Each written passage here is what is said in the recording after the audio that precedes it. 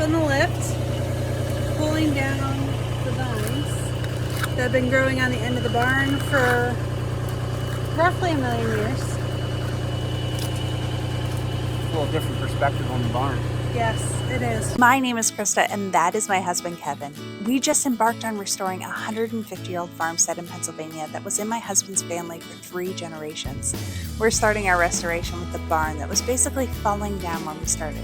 We still have a long way to go, but as we stumble through this restoration, we are sharing this journey and learning together as we work to restore our future home at Sawmill Ridge Heritage Farm.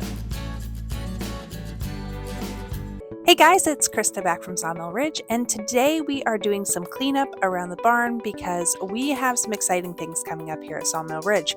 We are getting a lift in order to start working on the roof. So what we need to do today is clear completely around the barn so that an industrial sized lift can get all the way around safely without having issues with trees or even the land being too crooked.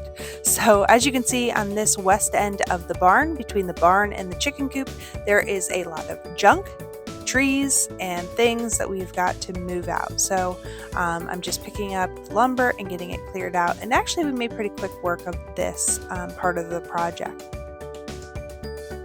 I don't know about you, but sometimes in a project, when you're working on it for a long time, you need a cleanup day. So we started by taking the metal and sorting that out so that we can recycle it, but it was time to clean out these bays of the barn so that that first layer could start to feel wide open and clean and ready for the next step.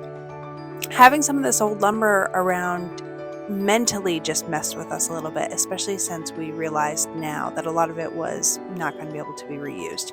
We started looking more closely at it. A lot of it was rotten, had termite damage, or, was just not going to be able to be reused, whether it wasn't big enough and we'd been hanging on to it for so long, hoping to find another use for it.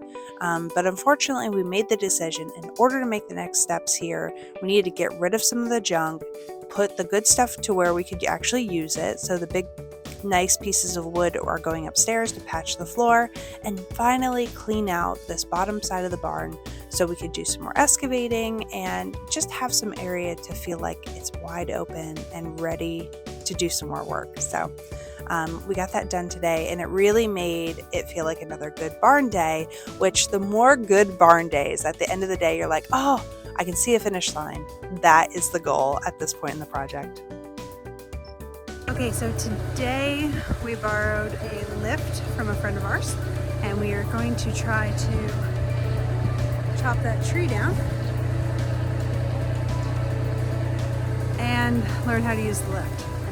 You can file this under sketchy things that we do for the barn because even getting it over here was a little scary. It's very big. Here we go.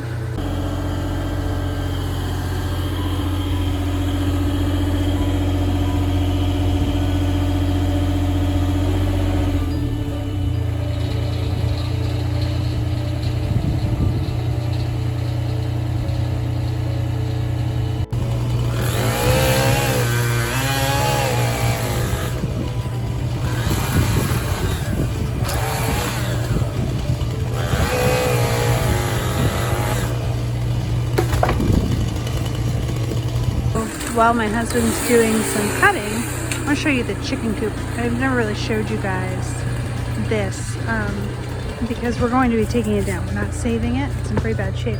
But I was just peeking inside, and do you see over there? I think that's the original front porch pieces. I gotta check the picture I have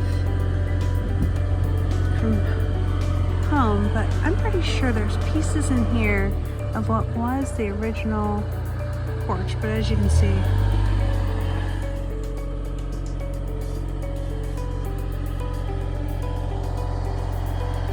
can't just walk in there, there's holes all over in the floor.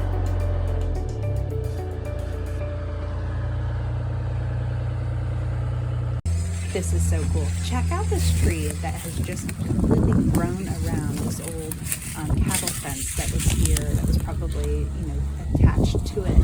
And now the tree has grown completely around it. I love this stuff. How can that tree keep growing? I can't keep flowers alive, but this tree can like just grow with a fence hanging out of it. It's insane. So cool to see a fish tree like this. There's the post on that end. It grew around that too.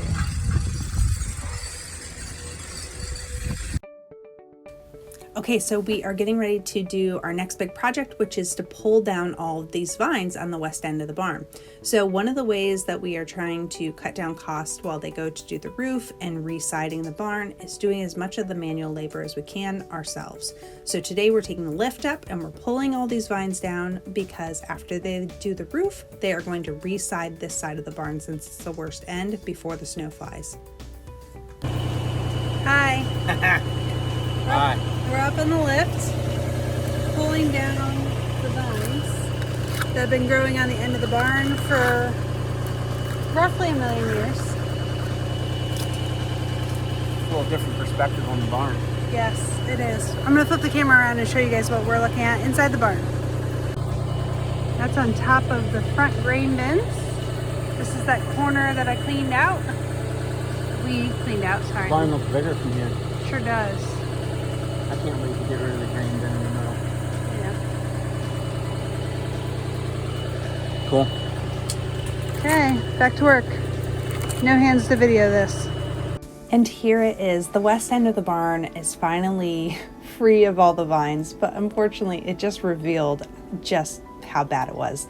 You didn't realize that before those vines were keeping the light from shining through. Here's some of the other projects we got done. You guys know I love a before and after picture, so I wanted to show you what we cleaned up today. And I'm just really excited to start on these next steps. Once this new roof is installed, I just feel like it's going to feel like I can see a light at the end of the tunnel. Make sure you like and subscribe to these videos, comment, let us know what you think, and we always like to hear from you, and we'll see you next time.